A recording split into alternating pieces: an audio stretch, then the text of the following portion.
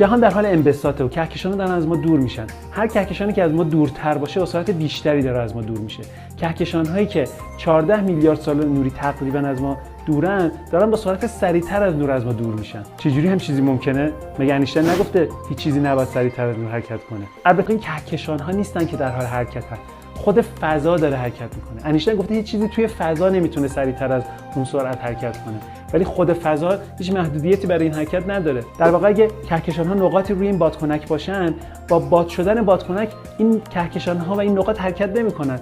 خود فضا و خود بادکنکی که داره بزرگ میشه و باعث میشه که این کهکشان‌ها از هم دور بشن. همونطور که می‌بینید هر چی نقاط از هم دورتر باشه با سرعت بیشتری از هم دور میشن. بنابراین خود فضا میتونه سریعتر از سرعت نور منبسط بشه. این رپ درایو هایی توی استار ترک و استار وارز از همین روش استفاده میکنن برای اینکه سریعتر از نور حرکت کنن. پانچ.